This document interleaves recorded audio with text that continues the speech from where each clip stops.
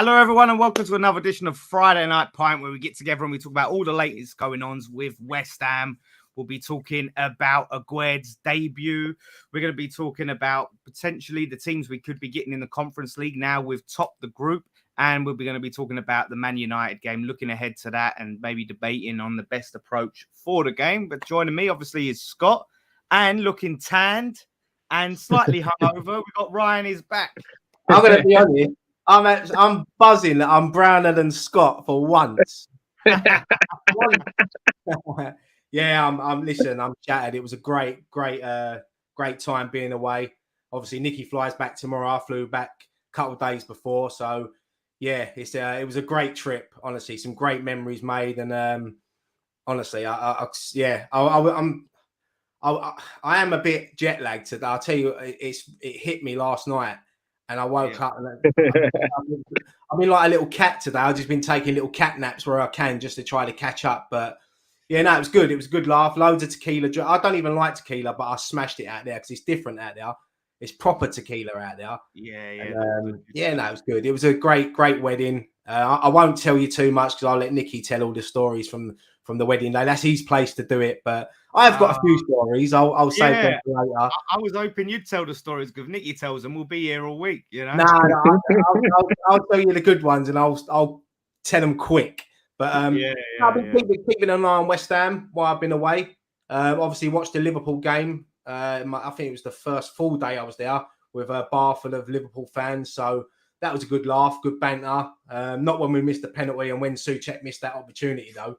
But the funny thing was, the Scouse geezer was giving it for the next couple of days. He was going, fucking come and watch a proper team, 6:30 in the morning, Nottingham Forest away, and they fucking lost 1-0. He was trying to hide from me and Gary for the rest of the holiday, but we found him and we took the piss out of him. But that was good. It's good to be back as well. Yeah, good to have you back, mate. Good to have you back, indeed. I mean, it's like since we've seen you, there's been three bloody games played. It's coming thick and fast. Listen, I've been watching from like obviously in Mexico, and well done to you boys with the fan cams and everything. And you've done great, and I enjoyed them. It was really good to see. And obviously, a bonus for you, you got Chesney Hawkes on last night, which I love Chesney Hawkes, but Chesney Hawkes ain't getting me out of bed for nothing, mate. I'm telling you. I tell you what, it was so surreal. I just looked, and he was sort of walking towards me. He's like, "Hello, I'm Chesney Hawkes." I'm like, he's been a follower of our channel for a long time. I remember speaking to him on DMs back in the early days of this the channel. So yeah, no, it's good. It's good to get people like that on, and well done. Graham was on there. He was starstruck, wasn't he? Graham was proper starstruck. He was starstruck. He was Chesney Hawkes. It's like, oh my god. Mate, he got starstruck when Brian Deere come up to us that time. Graham would probably get starstruck tonight thinking you got David Dickinson on the channel. Chips. Do you know what, though, right? It was a mad thing, right? Because you knew that he watched this, because he even got when we turned around and said we were talking about none of us have seen us win a trophy. And then Dan went apart from Graham, and he even got that joke, you know. And that's the thing, you know.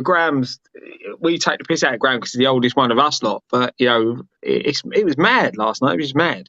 Someone's just said in the chat, someone's just said in the chat if I had highlights. I ain't had highlights. My hair goes blonde in the sun. I was blonde up until about the age of 13. My hair was like really blonde, and then obviously it went brown. But yeah, when it's in the sun, it goes blonde. So. Yeah, I haven't had highlight.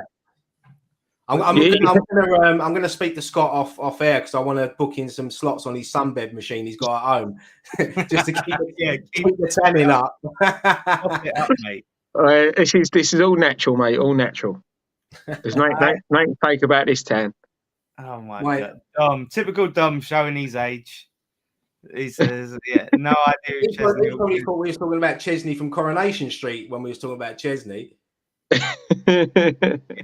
Don was just sitting there. He was with his vape, grumbling and all of that. So now you know, Dom. Now you know. Yeah. I've got a good story to tell Dom, but I'm going to save it for the podcast. Something happened in Mexico. It's funny, and it just reminded me so much. Dom will know what I'm on about when I'll have to tell him on the next podcast. It was funny.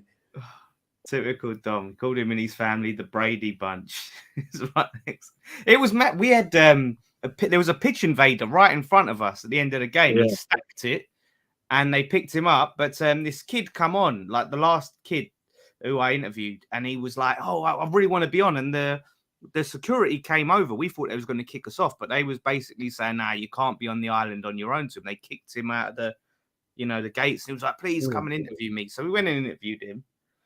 And then afterwards, the guy who went on to the pitch, they was escorting him out. They'd let him go.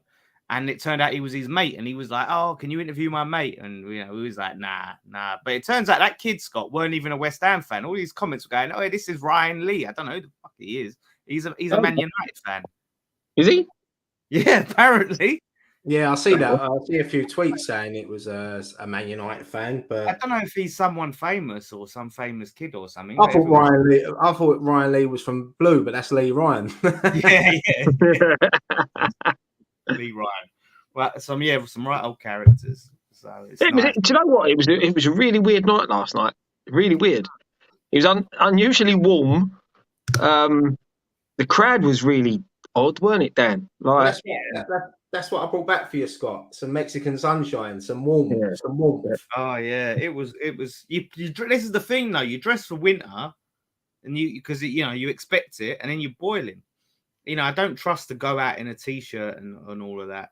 Just in case. Well, I made a mistake the other day, didn't I? I went out without a raincoat and it pissed down. So yeah, that's the thing, mate. It was weird because like this time last week, I was watching Friday Night Pint round the pool in Mexico. In the sun, and Nicky was like, "Oh, are you going to try to log on?" I went, "No." I jumped in the pool and got a couple of pina coladas and watched it. Oh, mate, jealous. Joe, do you know what? Right, we sat there last night, last Friday, and like we were like, right, we ain't got much to talk about. We said our usual, we'll get on, we'll get it done. Ain't got a lot to talk about. It won't be too long. 2 hours later, we're still chatting. always the way. They're always the best ones as well. Yeah, always. I'm just tweeting it out, by the way, if anyone knows what I'm looking at. Always got to tweet out when we're live. But we had a steward come on for a fan cam. He was just like, didn't he? He was working. Yeah. I thought this guy's going to get sacked.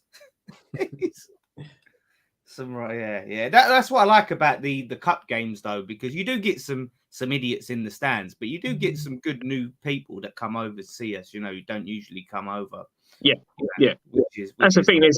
There's a lot of people there who don't normally get to go. So it's good to meet. It's good to see them. And as I said, this thanks for everyone who took the time to come and see us. It was a bit strange not having you or Nicky there, right? But it was like an away game down for me and you. I think as well, you got to remember we had a game on Monday night, so it's a lot to ask. A Monday and a Thursday, some people can't do it, but no, it's still as they said in commentary, the crowd there last night will have still filled Upton Park.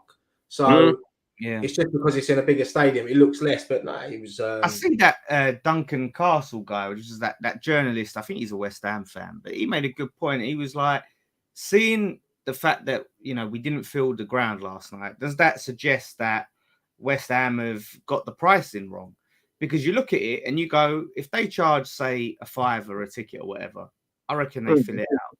Do you know what I mean? Like, you've got to, it's supply and demand.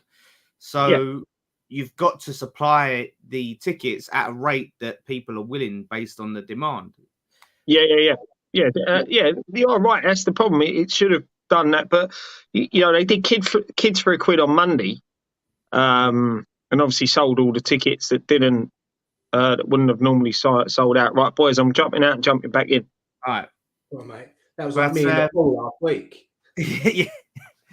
Giving you memories. That's it. You're right. I think because obviously they put the tickets on sale in like a package thing at the beginning, didn't they? And I think what didn't help last night was, I'm not saying it was a nothing game because we still had to get a point, but there was nothing really riding on it, was it? So maybe people just thought, you know what, even if they had bought tickets, maybe they thought, ain't worth it. It's on the telly. I'll watch it at home. Yeah, I reckon you'll get a few of them. But I think, I reckon if you charge, max, say a £5 a ticket, you'll get people that usually can't afford to go. They'll take, all their kids, they'll take their nieces and nephews, and families will go. And I think you'd rather charge tickets really cheap and fill out the stadium than try and charge it a bit more and have half full, I think. No, 100%. I agree. But that's one to consider. How nice is it? 2 European campaigns in a row, we win the group with a game to spare. Maximum points as well. Yeah. I think we've done really well. We haven't played our best in the European campaign, especially like some of the away games have been a bit. But I thought, to win the group, and now we'll go out to Romania next week, and we can rest all of our first team players. I know that the fans travelling want to see the first team players out there, but I think, listen, most of them are going to be on the piss anyway, enjoying a nice night out in Romania. So, except Dom's not drinking anymore. He's told me. He said no. Yeah. He's going out there sober. Yeah, it'll be good to give some of the youngsters a bit of run out, like we did last season when we give the kids. Connor Coventry last night stood out for me. I thought he had a really good game, comfortable, always wanted the ball, could have scored as well. He had a great chance. Yeah, it was just the ball was just a bit flat for him, and he's caught it too well. But no, he puts himself about. He's got a good future, Connor Coventry. I know he's 22 now, isn't he? So he's been. I thought he might have gone out on loan, but I think Moisey really likes him, and I think he wants to get him into that first team a lot more. And with the Carling Cup coming up, is it still the Carling Cup or the Carabao? What is it? Carabao. Still Carabao. With the okay, I should have said with the Milk Cup coming up, but when they're the sort of games you got to take your chances, and it was good. It was a mixed team last night. A very mixed team. I looked at the starting lineup and I thought it's still good enough to win. When you got Ben Rama and Antonio up top, you know that they're going to. I think Ben Rama last night, the only thing that let him down was his finishing. I know he had that one cleared off the line, and to me, that defender didn't even know it was coming. He wasn't even looking. It's just hit his foot. And sometimes that's how it goes for Ben Rama. I mean, he could have had 2 goals last night at least, but I think he does well to get in the positions. Sometimes he's passing. He overhits it, but I mean, I see a lot of people really slating Fornells last night, and I don't know whether that's because they was in the stadium. But I was watching, I was thinking he weren't as bad as some people were saying. I didn't notice him being particularly awful or do anything. He didn't set the game alight or anything, but he weren't terrible. I didn't notice any green. There was a couple of misplaced passes, but I'm with Dan. He didn't have the worst of games. But he played the through ball for Antonio, didn't he, for the penalty? I thought that was Ben Rama. Funny enough. No. Fornells and more central, but that's the thing. He didn't set the world alight, but as I said, he didn't have a bad game. No, I think it's one of them games, isn't it? Like, we knew they was. I mean, don't get me wrong. They had more chances than what I thought they was going to have. I mean, Ariola had to pull off a couple of good saves. The second half he pulled off 2. Yeah, he pulled off a brilliant save in the second half. That's the frustrating bit is that it should have been a comfortable game because they weren't there to attack. They sat back. They was expecting us. They knew what I mean. The shot total we had, I can't remember, but it was, we was always going to dominate the game. It was just how we was going to break them down. And look, it was a dodgy penalty for me. I don't think it was a penalty. I think Antonio was looking for it. I think he knew as well because he stood up and he was having a little word with the keeper. When they do all that bollocks, but you know what he's saying. It weren't a penalty. It's funny though that keeper weren't protesting massively though. That was the interesting thing because I agree with you, and it looked like it was minimal. Look, there is some contact there, but you think maybe he didn't protest because he knows there's no VAR and he's thinking the ref made his decision. What's the point? Yeah. If there's VAR last night, that penalty don't stand, and Antonio gets booked for diving, mate. Because as I said, that happened right in front of us, and when he went down I turned around and said to the guy sitting next to me, I said, that ain't a pen. No. I said, he's conned the ref. The keeper didn't help himself with his movement. As you see, when he slides across, he pulls out, he twists his leg round. Yeah. And it makes it look like he's caught him, but Antonio knew what he was doing. He was going down, the ball was going off. What the keeper was doing in the first place, I don't know. Yeah, the thing is now though that like we don't play like until March now. We've got obviously one game next week, but after that we don't play competitive European football now until March. So it gives us enough time now to start concentrating on the league a bit more. You know, I know we've got the cup in between, and then we've got obviously the World Cup. We've got 3 massive Premier League games coming up that's going to determine our season. Because when I was in Mexico, you know, me and Gary, Nicky's brother Gary was like, "Oh, if we lose against Bournemouth, we're in a relegation battle and all that." And there was a couple of people saying it. But then one win against Bournemouth, you know, which, you know, I watched the highlights and even that was a few dodgy decisions went for us in that game. But listen, we've had things go against us this season and it evens itself out over time. And, you know, you need that little bit of luck. But that win put us up to 10th and now it looks a lot better. And a couple of wins and you find yourself up there. I mean, you look at what Newcastle have done so far this season. You know, a few wins which have carried on from last season. It's not luck. They're in a good run of form. But we need to be up there. But as long as we can sustain that European run, because for me, it's our competition to lose. I'm not even worried about what other Europa teams drop in, because I think we held our own last season in the Europa League and we proved that we can beat these big teams on the night. So we've got a good squad now. So yes, I think it's ours to lose. The thing is, when you look at it, I'm just gonna get the table up of the teams that are you're looking to be playing against. Sorry, I'll just do this quick. And when I was saying last night, when you look at the conference tables, you got Villarreal, Nice, Basel. You know, you got some sides that are still in it that have got good history and good pedigree. But you're looking at Villarreal was probably the toughest one of those that are still in it. And then when you look at the conference, the ones that the Europa League, the ones that are coming down. It's hard to decide, but there is still some really good sides in there. Yeah, there's big sides in it. I mean, but Villarreal have just lost Unai Emery, haven't they? Yeah. He was a big part of why they were successful. So, but Roma could still drop down. You got Feyenoord could still drop down. Ludogorets are a decent team if they drop down. I mean, they've Monaco could still slip into it as well. We knocked out a team last season that have won it how many 5-6 times? Seville. So we can hold our own massively in this competition. It's about just being consistent. And when you look at last night, we shouldn't have had to. I mean, it probably pissed David Moyes off, but we shouldn't have had to call on Skamaka and Rice to come on last night. You know, these are the sort of games now. Like, I mean, we know they're not going to be playing next week, so you probably won't see hardly any first team players out there next week. You might get a couple go just to be on the bench because you don't want the kids to get embarrassed, which I don't think they will, because this team lost home and away 5-0 to the team that we beat last night.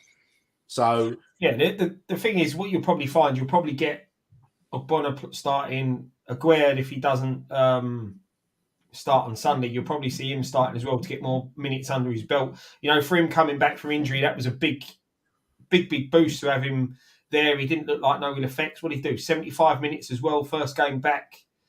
I thought he was brilliant. I'll be honest with you. The way he commanded that back line last night, he's quick. He's always in the right positions. He's not afraid to tackle. He gets forward. You know, I think he's going to be brilliant for us. And I'm looking forward to him linking up with Correa, Zuma. I think that's going to be a back three. I think that's what Moyes wanted at the beginning of the season. And I think if he is going to play that, you might find someone like players playing out of position just to get in the team. But I think that back three, Correa can play right back as well, so he might get to a back four sometimes. But I'm looking. It gives him that option, doesn't it? And you see with Aguerd as well, he was trying to start the play. He was trying to play the ball out from the back. Yeah, and that's what I love. That's what I love about him. And you can see that last night. You got glimpses of it. I know we only see him a couple of times in pre-season, but you sort of see that in the beginning of pre-season that he always wanted Fabianski to play it to him so he could play it on the floor. And I think that, definitely. He's just I hope he can stay fit because I think he could be a big key player for this season. Yeah. And pace-wise, he looks like he's got a good bit of pace on him, especially for someone who ain't played in God knows how long. Do you know what I mean? Well, that was one of the main reasons why we signed him, because he has got a lot of pace. I don't know if you see a video of him. Someone put it out when we signed him, the team he played for, when he went up for a corner and he sprinted back. and just before, and he got there to make the tackle. So he has got a bit of pace about him. Whether he'll play on Sunday or be in the squad, I don't know, because I think the Premier League's different. Yeah. He might need a couple more, might need that another. He might get 90 minutes next week in Europe, but another 75 minutes will be a bonus for him. But you never know. He might be on the bench. He might just get that match day experience in the Premier League with a squad. But no, it'd be good. I'm with you, mate. I think we'll probably see him on the bench Sunday. He'll definitely start next week against FCSB. On the phone, someone said Moyes said he isn't travelling to Man United, so we can put that to bed. Okay, fair enough. Which makes sense. Makes sense because we've got obviously Zuma, Correa, Dawson. So, but that's it. You know, he's got the game next week, and then obviously we play on the Sunday again, don't we? And then we play again Tuesday night. So he's going to probably get 2 75-minute plus runouts in the Euro, in the Conference League game and the League Cup game. So you know that gives him plenty of match time because he's going to want to get match fit. He's going to the World Cup, so you know he's going to want to get minutes under his belt, and that would benefit us because that's the main point, isn't it, mate? He's going to go and play for the World Cup, and he's going to be a starter. So depending on how well they do, he's going to have 3 games at least in the group. So that'll be more minutes under the belt to come back and hopefully be massive for us in the after the World Cup, that running. Mm-hmm. Yeah, that's the thing now. It's that, you know, we've kick-started our season. We were on a good, especially at home, we're on a good bit of form at the minute. What was that? 6 wins on the bounce. What's happening with Dan? He's having a dish. Frozen. He's like, But yeah, you know, what's 6 wins on the bounce at home? I think it was, wasn't it? Or 6 games unbeaten at home last night. You know, so and that's what we need to get our season back on track. Listen, Scott, the club didn't wait. Literally 2 minutes after the full-time whistle, I got a text. 6 home wins in a row. Be here for make it 7 against Crystal Palace in the Premier League. I was like, fucking hell, mate. Give us time. I don't even read their text. I see it's from West Ham and I just ignore it. But that's the thing. That's what we, you know, the way we started this season. That's what we need. We need to make the London Stadium a bit of a fortress. You know, win them games and you know, make teams worry about coming there. Yeah, and you know, and then go into these games like United and as we said last night, Dan, have a go. You know, have a go, big boy. Yeah, exactly. Why not? And I would like to see, you know, next week with FCSB now. I want to see us, you know, not put in the big boys, obviously, but with a system that's just all out attack. Let's go for it. Let's entertain the fans that are travelling out there. And if we lose, it really doesn't matter. Yeah, you'll probably see a couple of free, you'll probably see Lanzini go out there and start, and maybe Ben Rama might get another start up top. I think Ben Rama probably started because the options-wise, Cornet obviously isn't there, so we can't rotate fully as much as we'd like, wasn't it? So you can't help but put 1 or 2 starters in just because we've got a couple of injuries in it. Yeah. And you don't want the kids to get embarrassed, you know. You don't want that to happen. Big Sam, yeah. Last season they held their own. They lost 1-0 to Dynamo Zagreb. Was it Zagreb? Zagreb, wasn't it? And it was a weldy that they scored, and we only lost 1-0 in a team that had to win to qualify. And the youngsters didn't let us down that night, and it was proud to see. It was good to see, like, because we've always grown up knowing about the Academy of Football, and we've seen the players that have come through, and it's good to see the players get a run out like that. So Should we get some comments? Go on, mate. Nino says, nice to finally have some depth in defence. Yeah, I mean, it's crazy the amount of centre backs we've got at the moment.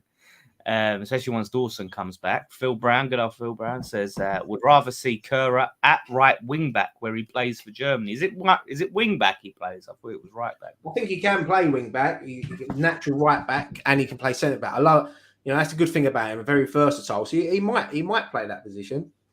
Yeah, no, that's it. And like you said, it's options, isn't it? Oh, Dom TV says Aguerd looks like a proper leader as well, which we have lacked. Yeah, I agree with that 100%.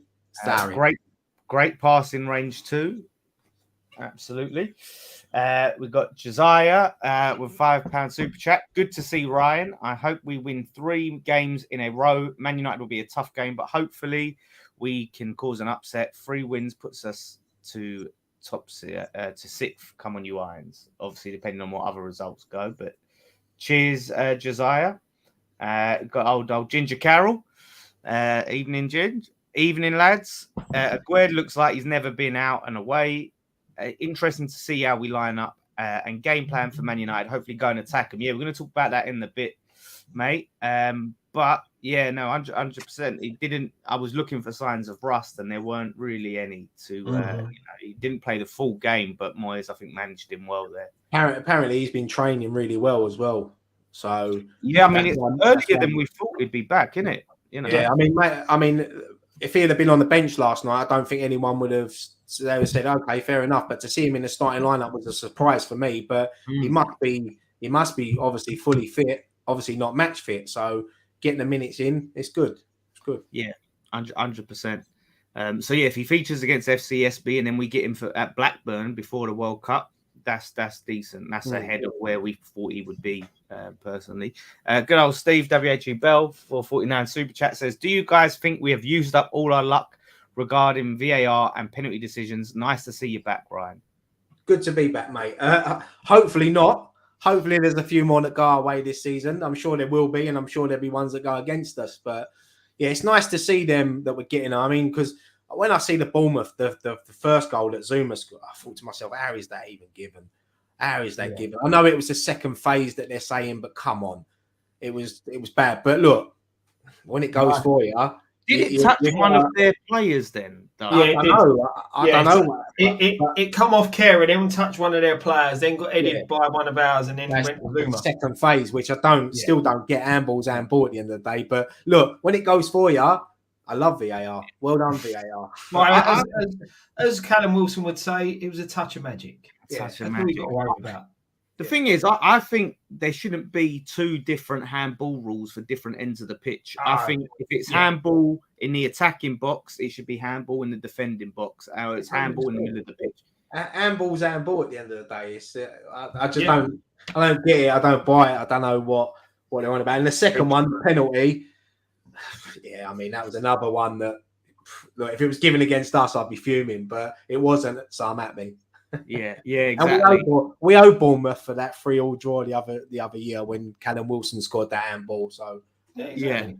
It swings and roundabouts. That it comes back. You know, no doubt before the end of the season there'll be another time where we're screaming where VAR's let us down. So it is just one of those. You know, they keep messing about with the rules when they don't need to. Like you said, handball's handball. No matter where it is on the pitch, no matter what phase of play it's in, it's handball.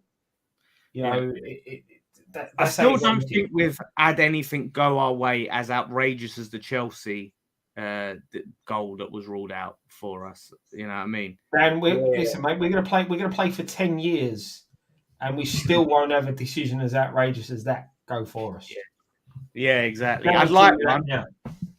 Yeah, I'll make you right, mate. I'll make you right. We got Joey Kneecap says, "Hi guys, have you talked about Bowen's injury yet?" No. Apparently, what was it? Someone said his ankle or his knee. Was it? Didn't he pick up a knock against Liverpool? Was it Liverpool he picked up a knock? Yeah. And I'm not. I don't know. He played against Bournemouth, didn't he? So I don't know. It's a weird one. There's not really been much said about it. Bit like Cornet, really. Don't even know what's happening with Cornet. Well, yeah, isn't it? It's one of them ones. It reminds me of like back in the day where you'd have Andy Carroll be injured and never tell you how long he was out for. It'd be back in 2 weeks. 2 weeks goes by. Yeah. You don't see him. So it is a mysterious one. But yeah, Bowen. Yeah, hopefully I don't think it's anything serious, but he might miss the Man United game. Yeah, it's a shame because the Old Trafford's a big pitch, and they're the sort of games that Bowen gets out wide and he has a lot of space. So it'd be nice. Hopefully, he'll make the squad on Sunday. But if he don't, the thing is, this could be an opportunity for someone like Antonio, you know, to play out on that wide right hand side, a more natural position of his with the pace that he's got. Because we were saying the other night when you're looking at United, you look at their form players. Their form players that are attackers. You know, so you've got to be wary of that. But their defence, they're all over the shop. You know, they've got players out of form, players ain't playing great. They've still got some quality players in that side. But if you're going to get at them, you've got to get at them with their defence. You know, that's where the weakness is. Did you see that Anthony last night when he done that spin? Oh. I'll tell you what, mate. If he was playing against a Julian Dix would have gone straight through him. Like that's it. You can't be doing that on a football pitch, man. That's just like it's disrespectful. I think when you're doing things like that, especially when he hit the ball out of play straight after. Well, yeah. The thing is, I think worse. The Richarlison kick-ups, right? I defended that and I thought, do you know what? Fair play. They're winning. It's an entertainment sport. Ronaldinho used to do flicks and all of that. But with this one, no one's anywhere near him. And he just decides it's 0-0. So they're trying to, get ahead in the game. And he just stands there and under no pressure decides to just spin around like an idiot and kick it, like you said, completely out of play. At least Richarlison pulled it off and looked good doing it. This guy... I think the manager taking him off at half time tells you all you need to know about that. What the manager thought of that. So if he does that, if he does that on Sunday, I'm hoping one of our players goes straight through him because I'll take a red card for fucking one of our players to see. I don't like things like that. I hate 0-0, no one round him. Like, just get on with the game. You remember like that? Remember that time when Balotelli tried to do that thing in pre-season years ago in America when he could have scored and he turned around and tried to backheel it in and it went wide and Mancini went absolutely nuts and dragged him off. Like it's just disrespect. Like it's just I'm not all for that. Yeah, it's just to your teammates as well. Like the thing is as well, the showboating sometimes comes back to bite you in the backside, doesn't it? You know, it can raise the level of the opposition. So it's just the thing is when it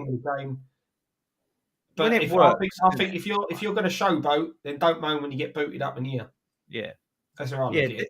Yeah, I don't like I said people comparing it to Ronaldinho. I don't see any Ronaldinho doing anything like that. Just stupid like that. He'll do it, but do it in a way that's effective. You look at Masuaku at Spurs. You know when he pings the ball over their heads, doesn't he? Sort of. But the difference with that is he had two players around him, so he done that to get out of that situation, and it looked brilliant.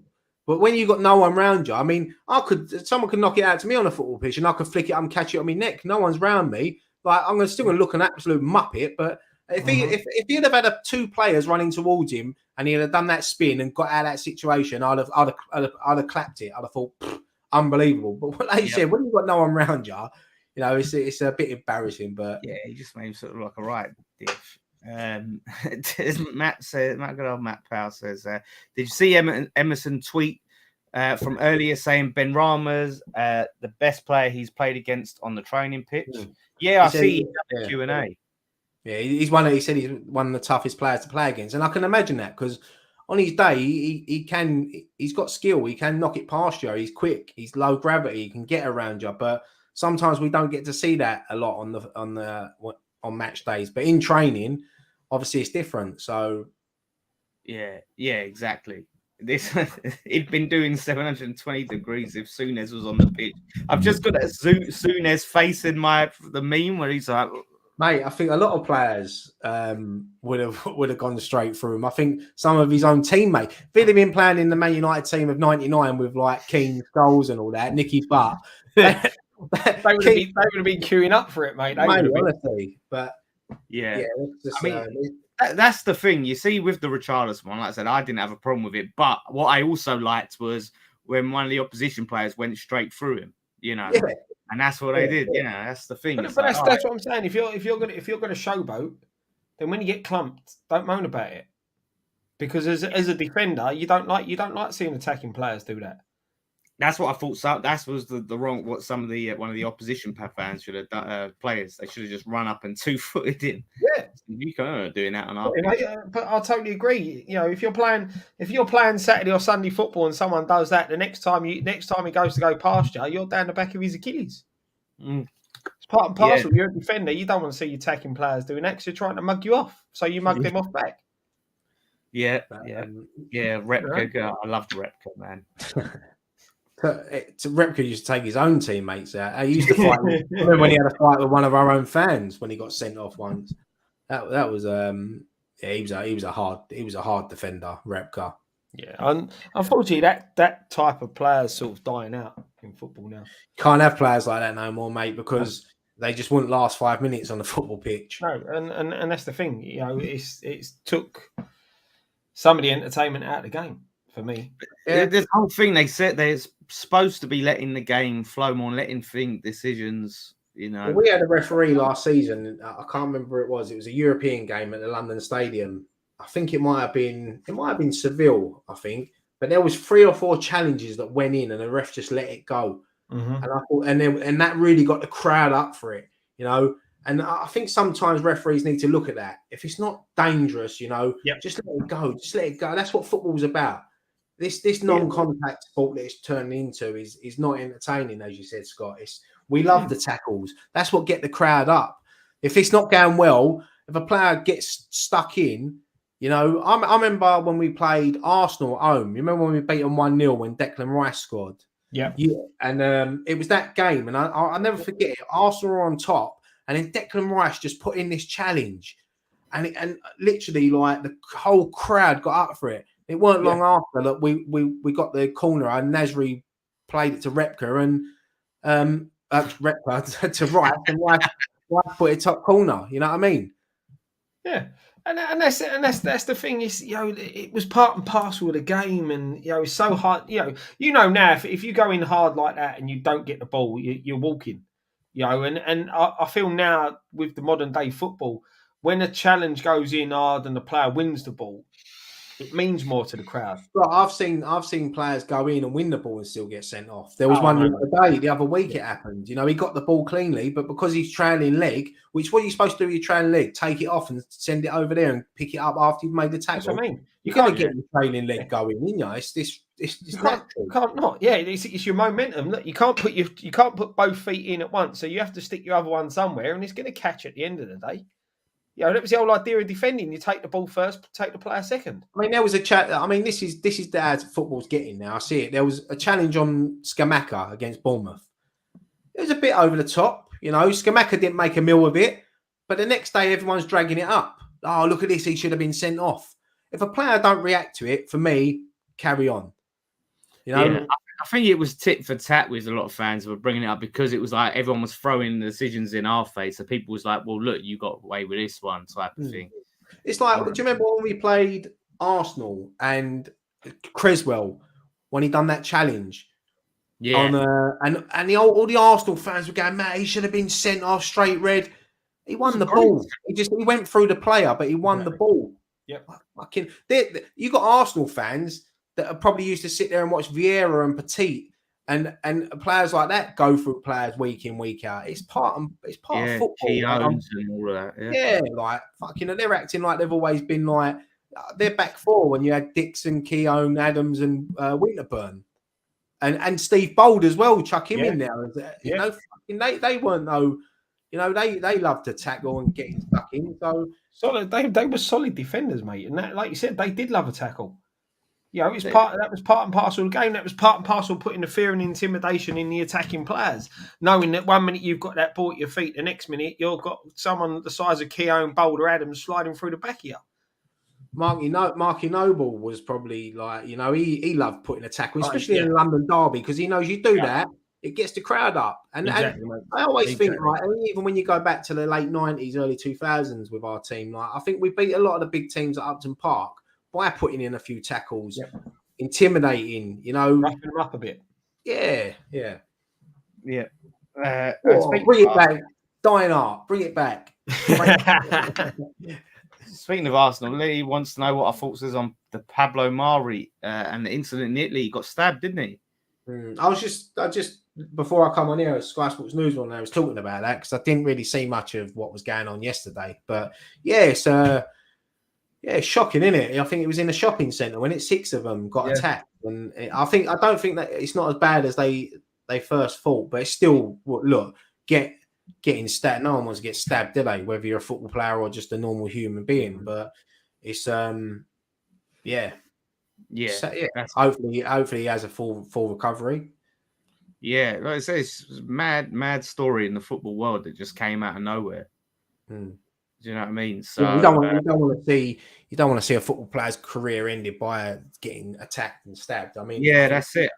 Didn't that happen to Callum Davenport? Davenport? Yeah, he got stabbed in the leg, didn't he? And he could never play football again after. But who was it?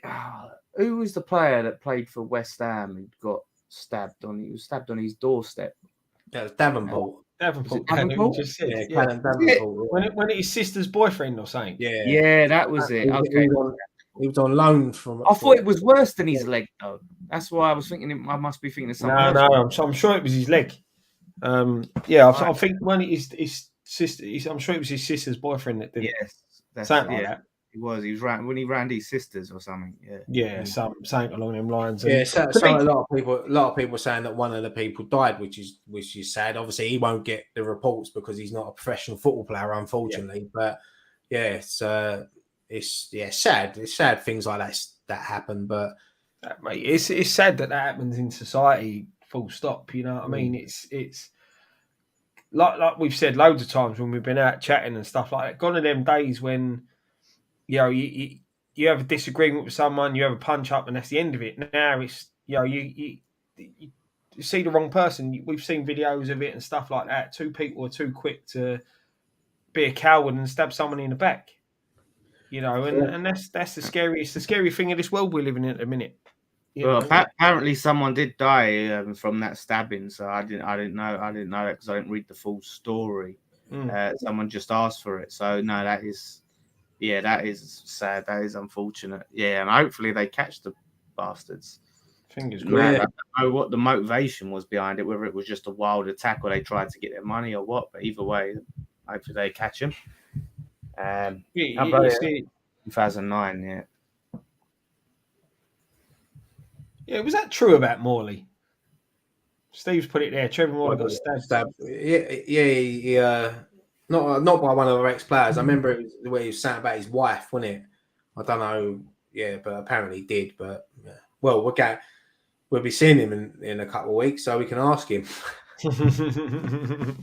I'm sure that'll get brought up. It's bound to, isn't it? That's bound to. Yeah. It's interesting. Borough fan says the 80s was a knife fest. I was a baby in the 80s, so I weren't going to football games. But you always hear a lot of people talk about it and say, we didn't use knives, we used fists, and we'd meet up.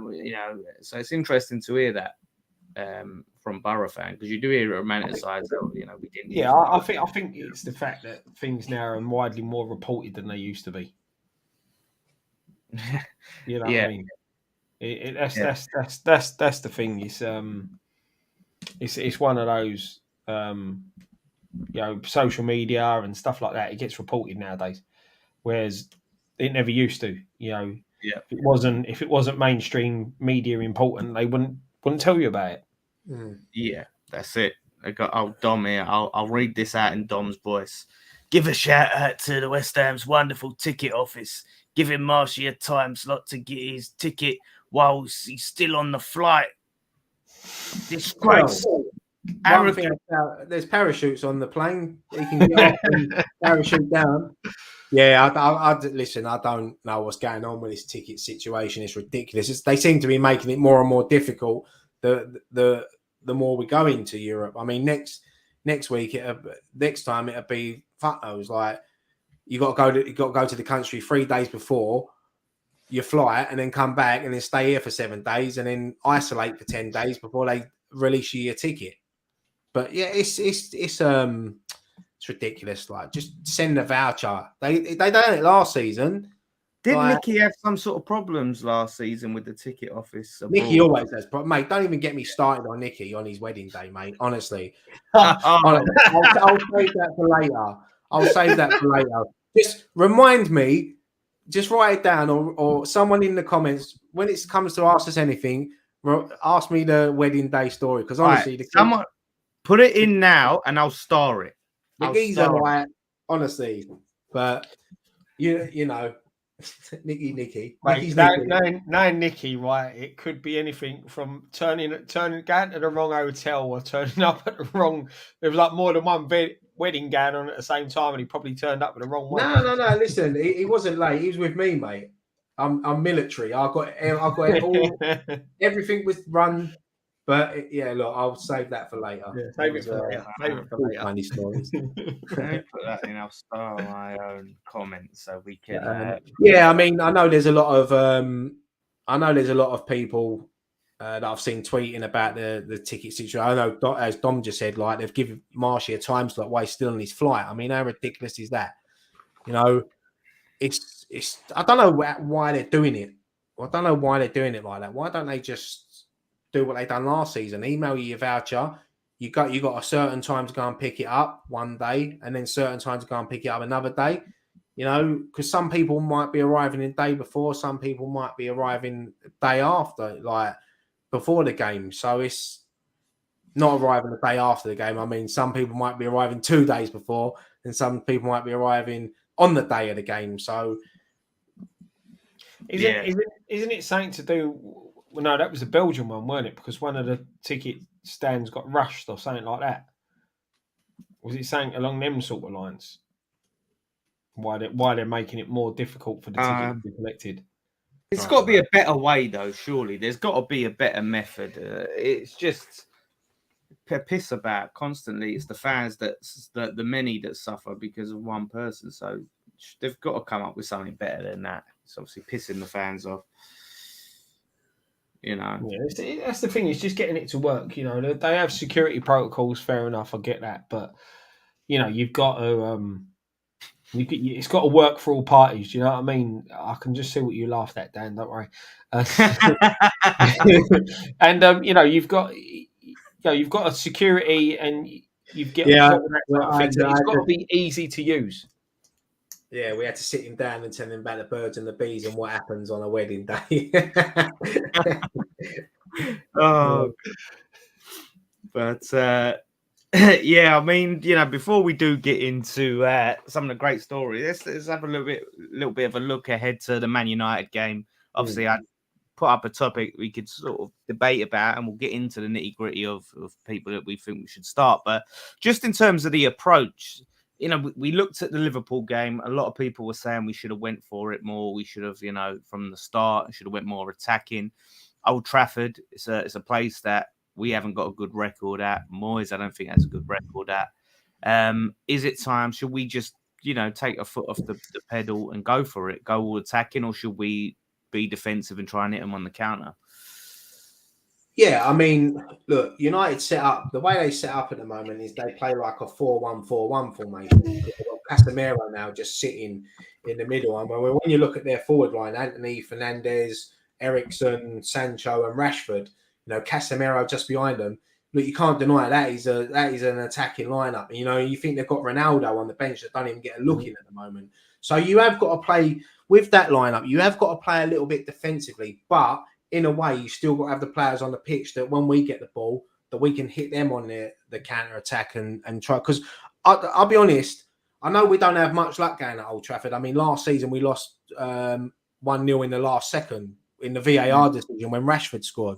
You know, so I don't actually fear going to Old Trafford no more. And I think if Moisey is a little bit brave, which he's not all the time, we can get something there, definitely 100%. But we've still got to be cautious of what they've got, because you give players like Christian Eriksen space, they're going to find their players. You know, he's a great player. You know, and Fernandes, I know he gets his haters, and I know he's like always in the referees. He's become one of them players. He's still decent, and as you said, Rashford always seems to have one over us. He always seems to get a goal against us. So it's about going now, riding your luck and taking your chances, which we didn't do at Anfield. And that was the difference. We had a penalty and you had that Souček miss at the end. On another day, we could have got at least a point or even better at Anfield if we'd just been a little bit more braver. So Moyes has to be a little bit brave. I'd unleash players like I'd give Ben Rama a start. I'd give him a start, you know, because I think especially if Bowen's out, Obviously, Scamacca, and I like what Scott said earlier. Maybe putting Antonio out there as well. You know, Scamacca and Antonio, I think can work. See, that's the thing. There's a United fan in the chat, and he turned around and said that you don't know what I'm going on about because they've only conceded X amount of goals this season. And what I'm getting at is your front line is a lot better than your back line. And Varane's injured. You've lost Varane now to an injury. He's probably, in my opinion, your best defender you've got. And I just feel if we're going to get at them, it's through the back line. We ain't going to get at them trying to stop them scoring. We've got to get at them by pinning their defence back, by exploiting the weakness that some of their players have got. And this is why Antonio for me starts, because if he starts starts alongside Scamacca in the 2, if he starts as an attacking 3, it forces them to defend. They can't just willy-nilly push forward, because personally, I'll go a 5 at the back to try to nullify their attack, but have the fact that Scamacca can hold the ball up, bring players into play, the pace that Antonio's got can force defenders back, because they've could you see maybe if you say I'm playing 5 at the back, could you see him maybe playing Antonio's right wing back? He's played it before. I know he's good defensively, but it might be a bit too much for him now because he's a few years older. But yeah, he's not quite as quick as he used to be, is he? Maybe. I'd like to see him maybe a bit more forward than that. So we'll probably see maybe Soufal. I'll be honest. You can get away with playing 2 up top in this game, having a 5 at the back with 2 up front. Because when you're defending, you've got that 5 at the back. When you're attacking, it's more of a 3. But it's getting that midfield right. If he picks Souček, Rice, and Downs, that doesn't work to have that two up top. I think personally it depends on Paqueta. If Paqueta's fit, I think you can go for that. Stick him in the middle with Downs and Rice, and have that Antonio Scamacca up top, because then Scamacca will drop deep, link up the play with Paqueta, and it leaves Antonio to sit on the shoulder, which then will push the defence back. I think they've got to worry about his pace. Yeah. I don't think he'll be back, Paqueta. I read. Well, then, but even Ben Rama, put Ben Rama, if you're going to have a pop at 2 up top, put Ben Rama in a sort of a free role that he can float around a bit. The thing is, can you see him playing Souček, Rice, and Downs again? I personally think that's exactly what he's going to do. What we saw at Liverpool is what we will see at United with them 3 as the 3 centre midfielders. And if you drop out of them 3, I'd probably drop Souček, Downs and Rice together, and maybe putting someone in there who's a bit more attacking to play in that. That might be a different. I'm trying to think who. Maybe Ben Rama just behind Scamacca, and then maybe play Antonio out wide, like you said. And it depends on Bowen. It depends on Bowen's fitness, because you need workers in the team. You can't have too many luxury players running around. Yeah, that's why I would have.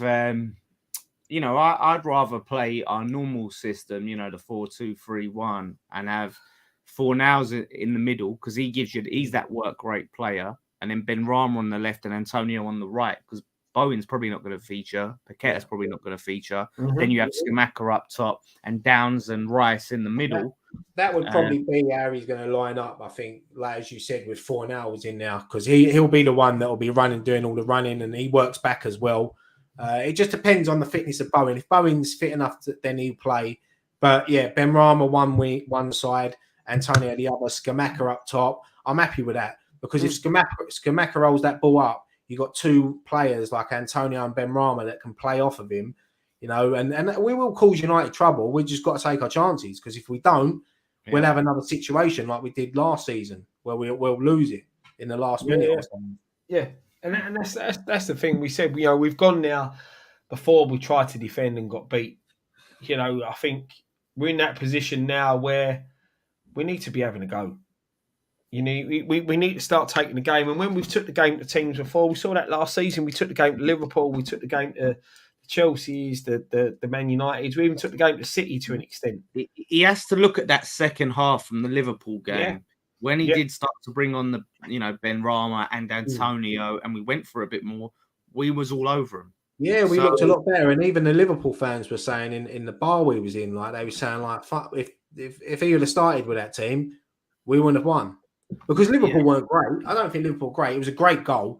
Great. I kept winding all the Scousers up, calling that striker. What's his name? Nunes. I kept calling him the suntanned Andy Carroll. Hey, do you know, I said exactly the same on DR Sports. I called him a flashy Andy Carroll. I'll tell you what, though, it was a great header. Great striker's header. Header it down. You know, the bounce is always going to beat the goalkeeper. So I can't take that away from him. But apart from that, they offered nothing. So if we go to, I always see Anfield, Old Trafford, the Etihad, you know, Arsenal, Stamford Bridge. I always see them as bonus games. You get anything from them, you know. I think we're a bit more better now than what it was years ago, where we take a 1-0 defeat, everyone will be buzzing with that. I think we're good enough now to take it to these teams. We just need to start, because if you start getting wins at these grounds, people start noticing it more. Other fans start noticing more. Other players, other teams start noticing more. Like we did in the last season at Boleyn when we went to Anfield, Etihad, you know, the Emirates. You know, we didn't lose apart from, I think we lost to Tottenham away that season. We didn't lose to any of the other top 6 games. We picked up points everywhere we went, and people noticed us that season. So we start doing that more, and then you start beating the teams around you. That's why you finish higher up in the league, when you pick up points at the big grounds. And that's what you're saying there is bang on, mate. Because then your teams are then fearing you coming to their ground. You know, teams then sit there and, you know, we used to rock up at Anfield, Old Trafford, the Etihad, the Emirates, and roll over. You know, then we started giving teams a game, and they start fearing us coming now. I've been to Old Trafford back in the days and seen us sit back with fucking 10 behind the ball and still lose 7-0. Yeah. You know, so it's not, you don't always do it. Sometimes the best way of defence is attack. Just, you know, get the ball, play it on the floor. It's a big pitch, Old Trafford. And as I said, I don't fear going there, but if we don't take our chances, we won't win the game. Simple as that. Yeah, definitely, man. And that's been a downfall of our season so far, not taking our chances. Like you said, the Liverpool game, we go all the way back to the Forest game. You know, there's been other games where and this is something that frustrated me with last night. Again, didn't take our chances. You know, and that's what we now need to work on. The defence looks like it's coming along. Now Aguerd's coming back and all that. The defence is improving. But we can have as solid as defence as you like. But if you don't take them chances, you're just adding more and more pressure to that back line. Big game for our back foot. But did you see the news on us, like off this Man United player? But you see, De Gea has been left out of the Spain squad for the World Cup. They've taken 5 goalkeepers and he's not one of them. Bloody hell. Who knows what they've got in front of him in Spain? But they've got a 55-man squad. So obviously that's going to be whittled down over the next few weeks. But yeah, De Gea's not even in, and they've got 5 goalkeepers. Crazy, isn't it? The Man United number 1 is not in the Spain squad. Man, that just tells you, mate, he's not had a bad season, has he? I ain't seen a lot of United this year. But he started poor. Yeah, and he's got better. Yeah. He hasn't been bad recently, I don't think. He hasn't done anything. Keepers in general, I think, though, the level of goalkeeping is... Frankie's just said there that Jesus ain't even in the Brazil team. So, fucking hell. Do you know what, though? The mad thing is, the other week, I had a dream that it'd be an England-Brazil final. As long as it goes our way, like, don't meet each other, I had an England-Brazil final. That would be mad. That would be mad to see that. That'd be a tough one, but... yeah, we can meet him. You know, I can have a look. It depends how we finish in groups, doesn't it? Like, because you'll go. I'll tell you, I've got it. This is a thing of having a kid that's into football. He's got a sticker book. He's got his sticker book. Yeah, we all blame our kids, Scott. You know that's your sticker book, mate. Scott, if we win all our games and they win all their games, we're surely bound to meet them. How can you say you don't know if we will meet them? No, if we meet them before the final, in the next round or the quarters or something like that. Like so, but yeah, a lot of people laughing at England. Like, honestly, we've got a good team. And do you know what? I think no preparation going into this tournament is going to be the best thing for us. And plus, all our players, usually in tournaments, are played at the end of the season when players are knackered and fucked.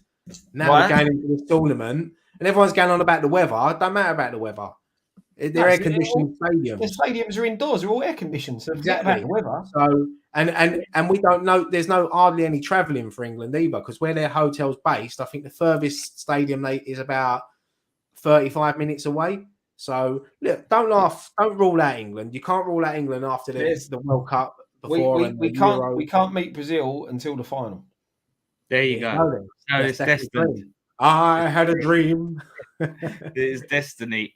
So you got Man United fan, the raid may go. We'll get some comments in on Man United game. First, we'll get predictions in. Thoughts on Eric Ten Hag? Is it Hag or Hag? Ten Hag, lads, from an outside perspective. It's funny enough. So many people keep fucking in comments of chats keep calling me Ten Hag. I actually really like him. I think he ain't afraid to make a decision. You know, he's come in, and whatever you think about the Ronaldo decision, it takes a lot of bollocks to leave someone like Ronaldo out. I think that some of the players that he's brought in, he obviously wants to play that attacking football. You know, look what happened at Brentford when they lost 4-0. He could have been out of a job, not long after. But I think he's done all right. You know, he's definitely got something about him. He obviously done well at Ajax. No disrespect to Dutch football, but Premier League's totally different. But he's taken over another Man United team that, he just needs to get the fan base back on side. They start winning games and that'll happen. But for what he's done so far, I think he's done all right. Yeah, he's done a lot better than what I thought he would do. To be fair, he comes across well. And that's always a good sign with a manager. I think there was he walked into a United that had a hell of a lot of problems, and like you said, he seems to be handling that in the right way. And like you said, it does take a lot to drop a player like Ronaldo, and that's what you want to see from your manager, that he's not scared, that he doesn't pussyfoot around certain players because of their ego or because of what status that they've got. At the end of the day, there's no player bigger than the football club, no matter how much players like Ronaldo want to think they are. And it's good he's done it. Yeah, I think I've already got an idea who the next United manager is going to be in the next couple of years. Ruud van Nistelrooy. I think he'll be destined to go to United. He's obviously at PSV at the moment. They beat Arsenal the other night. United legend. I think, who knows? I think he might be up for a United job in a few years' time. Yeah, I mean, they hope that Ten Hag is there for a while. But I think that's it. It's one of them ones, isn't it? When you get ex-players come back and that, to me, that's always shaky. People are still holding out for Gerrard being the Liverpool manager, and you think, just don't. I think that'd be great. I hope he gets a job tomorrow. It'd be fantastic. Let him go there. See them slide down the table. I think he is obviously destined to one day take over at Liverpool, depending how long Klopp's going to be there. I mean, some of their fans were turning on Klopp earlier in the season. Even some bloke that was with us last week in the bar don't like Klopp, don't want him now. And I'm like, mate, he's won you the Champions League, the Premier League, like FA Cup or whatever. I'm thinking to myself, fucking hell, I said, you're spoiled. You're so spoiled. But that's the thing, right? With fans of sides like that, they do get spoiled, But I'm sure Klopp has got sort of a dodgy record after a couple of, he gets the best out of a team and then they really, really die off. I think he's got a bit of form for that. So, and that's what we're sort of seeing. But if he's a decent manager, he'll get him out of it and start pushing back up again. But it'll be time to wait and see. Gerrard needs to just go and hone his craft a bit more. Maybe drop down to the Championship and put some time in. It was just Gerrard should have stayed at Rangers, where he was loved and winning. And you never know, you might see him back now. Yeah. It's one of those. I can't blame him so much for wanting to test yourself in the Prem, because I think if you're a manager, right, spending years and years and years in the Scottish League and you're winning, and it is good to win, I think that'd be a bit boring after a while. I think you'd want a new challenge. But I think he just jumped straight to a club like Aston Villa too quickly. And I'm not saying they're like the biggest club in the world, but they're a club with the ambitions. Don't get me wrong. It was a good opportunity for him to turn. It's too hard to turn down. Villa are a big club, Premier League. They're chucking money at the manager. So but it just didn't work out. I don't think he was ready for that. I think he should have probably taken a Championship job. Would suit him nicely, I think. I said this at the time. I don't understand why you at Rangers, you're doing well. You've just qualified for the Champions League, and you want to go and manage a mid-table at best Premier League side. As much as I have a pop at that Scottish Premier League and all that, he got Rangers back into the Champions League. For me as a manager, I want to have a crack at that. Whether I'm going to win it or not, I want to have a crack at that. I want to say that I've took this team, we've qualified for this competition, and you want to have a go at it. I wouldn't then go and manage Villa. I don't get that as a managerial. There's no progression now. Yeah, it is the Premier League. The Premier League's great, but that's not progression going from Rangers to Aston Villa. So I just read that comment. 2 months short of Di Canio scoring 21 years ago against United. It was 21 years ago. Wow. It must have been, yeah. Fucking hell. That. Me and Nicky was at that game. Wow. 21 years ago. That's scary. That is scary. Way to make you feel old, that one, isn't it? Yeah. But let's quickly get into some Man United game. Let's give us your predictions then before I'll get some comments in on the game that I've starred. What do you reckon, score-wise? Go on, Scott. I'll let you know first, mate. I'm debating whether it's going my head or my heart. Do you know what, right? I think we have got a chance, but I just think Moyes is going to be a bit too negative and we're going to get beat 1-0. I think that's fair, Scott, and I agree, but I'm deciding to go with my heart and say 1-0 West Ham win, because some of these Man United fans I've been to piping up a bit too much, so I need to see us win this game. As much as our record, I think against the greedy six, the last 19 away games we've not won a single one of them, but these records are made to be broken. Excuse me. This is the time to break it. 1-0 West Ham. I think we're going to. I'm going to go 2-2. I fancy a higher scoring draw. I think 2-2. I think it might be one of them games where we find ourselves 2-1 up, and they'll get a dodgy last minute equaliser or something like that, and it'll be 1 or vice versa. But I don't know. As long as we go there, hold our own, and I'll take a point now. Take a point at Old Trafford all day long. Yeah. But if we get the 3 points, what a boost that'll be going into the next few. We've got Palace and Leicester at home before we obviously go to the World Cup. Obviously, you got the cup games in between. But yeah, imagine that. Imagine getting 3 points at Old Trafford. It'd be massive. But yeah, I'm going to go 2-2. Well, we got a win, a draw, and a loss predicted all on the same. Well, one of us is going to be right. Yeah, exactly. Unless it gets abandoned. Yeah. No, that's it. Hopefully, it's me. Hopefully, I'm right. I'm sure we'll all agree with that one. Oh yeah. Again, you can see where we're mixed on here. When you go into the comments, you look at. Sorry, go on. Sorry, mate. You look at some of the comments. We've got Nick's in the house. If it comes up, hold on. There we go. 3-1 United. I thought he said 31 United. I thought, bloody hell, Nick. Kimbo says 2-2. 2-1 Man United. 1-1. Positive Pat. 1-1. Nick said 3-1 United. He didn't say which United. He says later Manchester. Oh. Another one agreeing with me. 1-0 to them. 1-1. I did see it out. 1-0 West Ham. So, people are a bit split. I like these predictions. 3-1 West Ham. Yeah, hope you're right, mate. It's a tough one to predict. Anything can happen, couldn't it, really? Yeah. But most likely we'll lose, just based on, records and all of that. But like I said, these are made to be broken. Let's start some others just about this one out. Sorry, 2-0 United. If you attack, we will beat you. But if you park it, 1-1. I don't know. I don't know. I feel a lot of people feel like we should attack. Black Country Home says, "Sorry guys, it's part of the bus football, but on Sunday." A few people are saying that.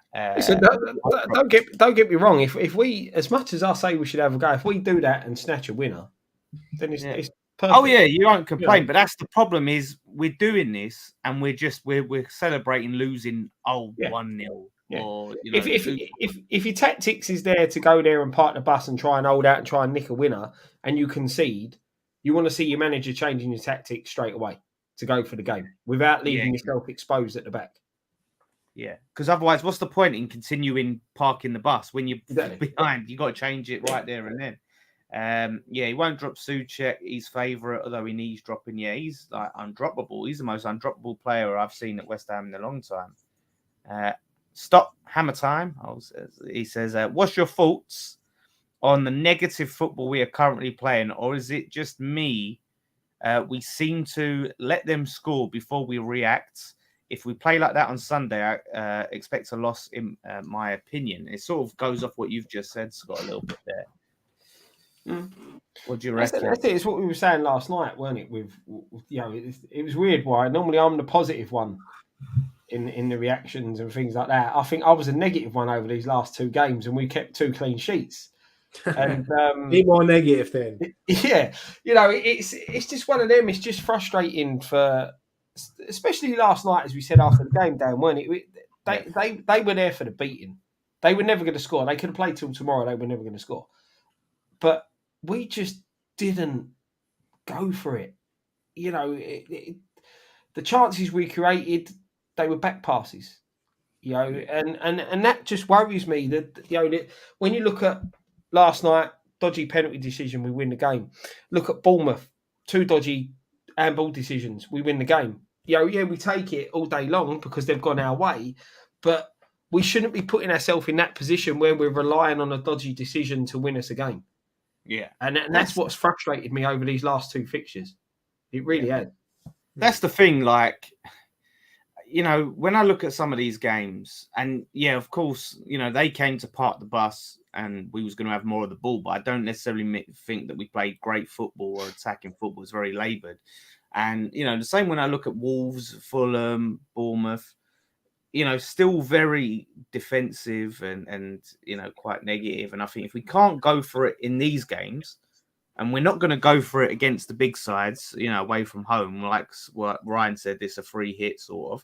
When can we go for it? When can we go all out and say, right, we're going to attack, we're going to, really just leave everything out in the open and just go for it? When can we expect that? Are we just going to play like this all the time? Well, I've just started this one, but this stat, Paul G says 0 wins in 19 big 6 away. And that's trying to park the bus, so to speak. Yeah, I think with that stat, there's probably a lot of teams similar to West Ham. Obviously, I don't know every club's got records and that, but there's probably a lot of teams with stats like that. A lot of people do fear going to these bigger clubs, bigger stadiums. Because it's obviously bigger pitches. You're playing against better players, world class players. But sometimes you just got to take the shackles off and go for it.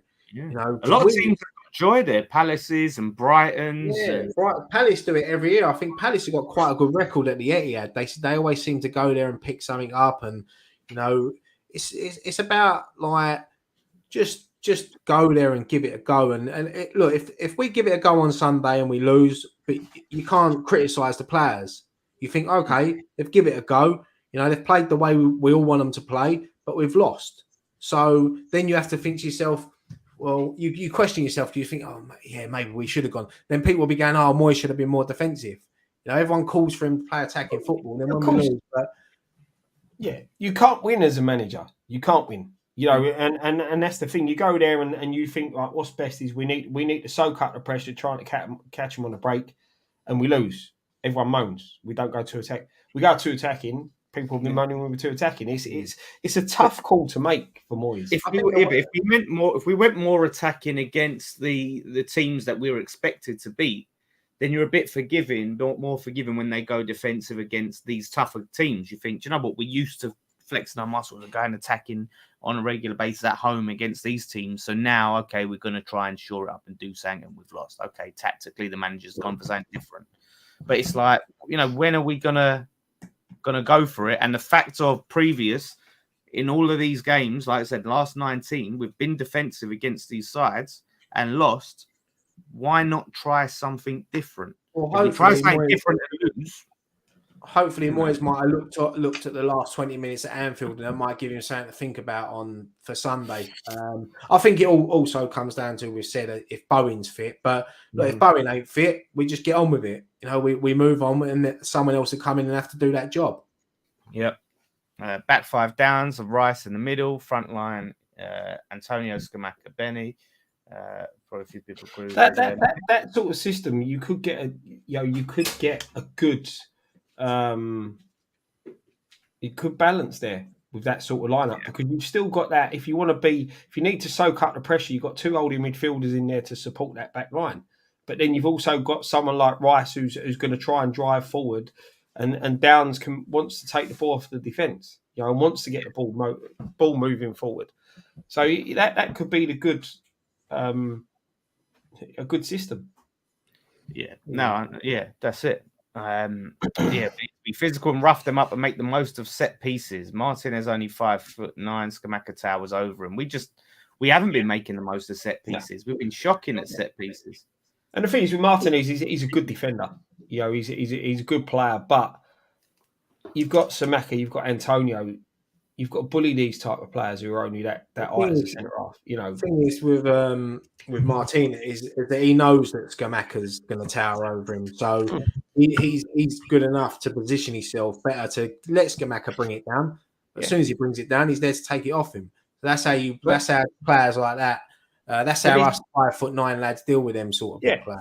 But this is the thing. This is why if you have Antonio and Scamacca up there, you've got two different styles. You've got two very, very strong players, but then you've also got that pace that Antonio has that you can't afford to give him that bit of a yard, because if that ball goes past you, he's going past you because you're not going to catch him. What do you want to do? Do you want to ask us anything? Yeah. Well, do you know what? I was thinking we've made the people wait long enough. Let's have it. Let's have it as we get to the end of the show. I forgot the story now. Look, you know what Nicky's like. He's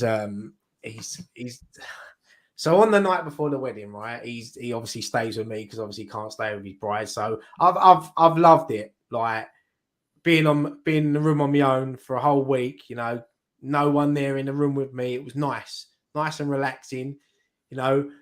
Nicky comes in for one night. The next night, it looks like an absolute mess. Like he's stressing. I said to him, because there was like a single bed in there, like a settee bed. I said, "Do you want a sheet?" He was like, "No, it's hot. It's hot. Even though the air conditioner is hot, I'll be all right."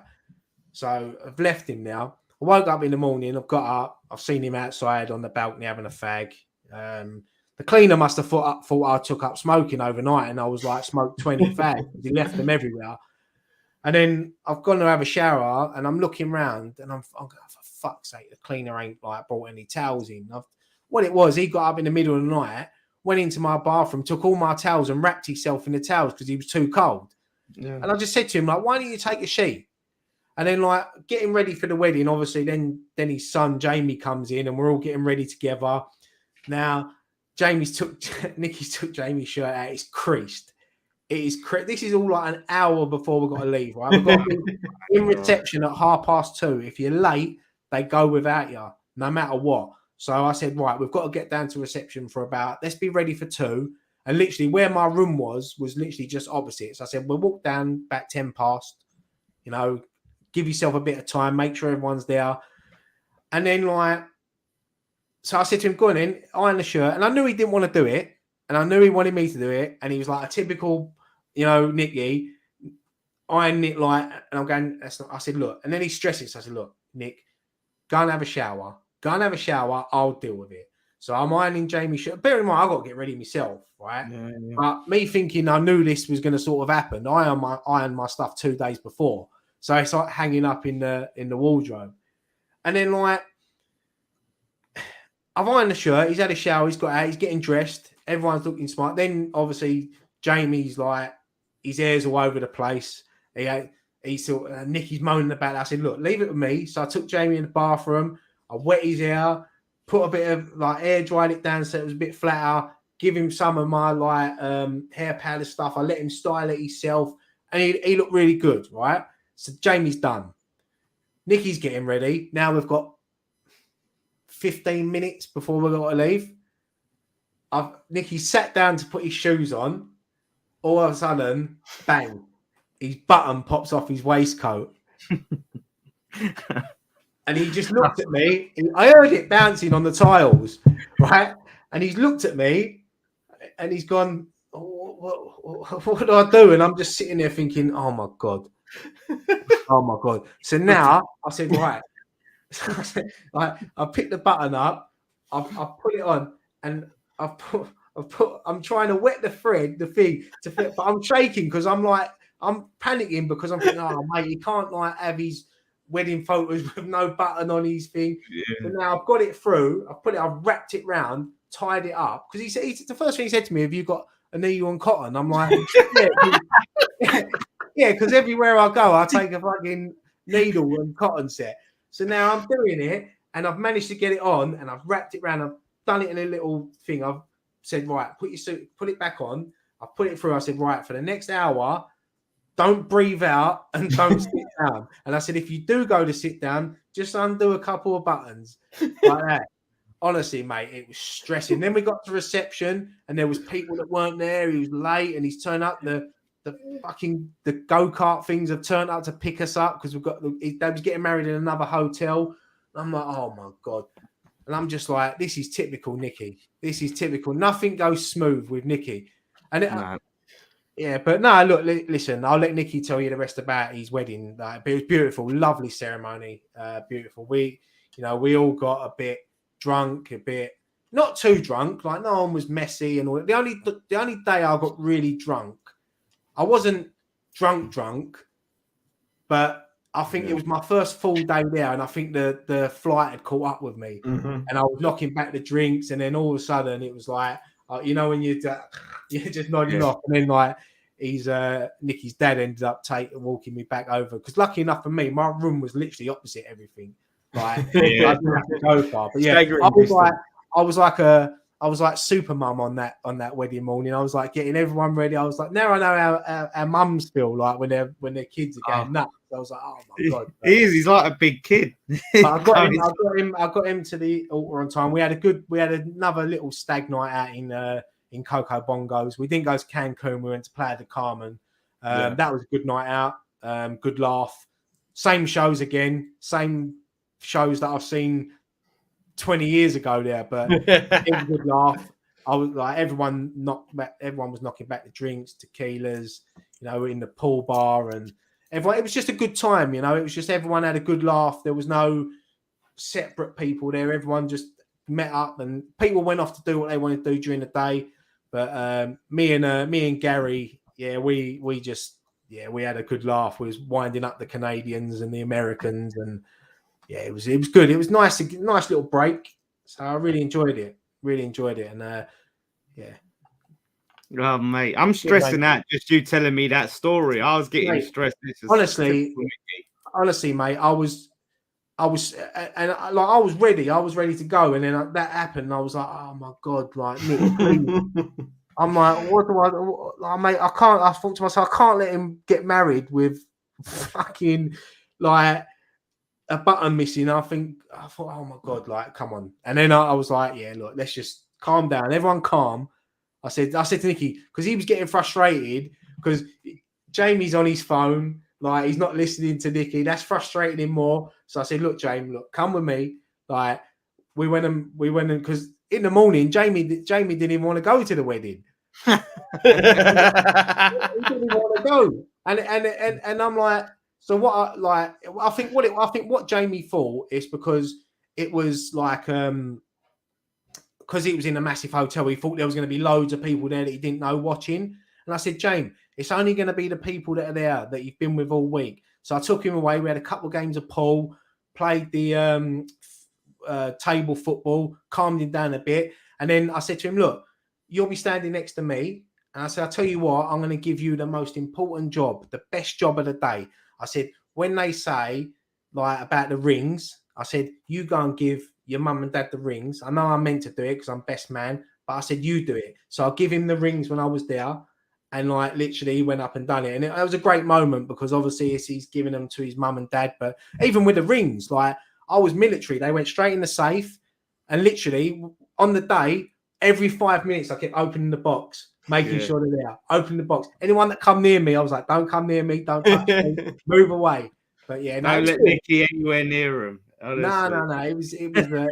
It was good when I mean, Nicky will have a few more stories for you, but I'll let him tell them ones because they're his ones. But yeah, it was good. It was a good laugh. Good laugh. Brilliant. No, I'm glad it all went well. I say smoothly. I'm glad you managed to sort it all out, mate, and have a good wedding, have a good time. Well, the funny thing was as well, another quick story. I can tell this one, but when we went to the hotel after, there was like a set of stairs to go up to, so everyone was sort of standing there, and obviously Nicky's typical Nicky. He's downstairs having a fag.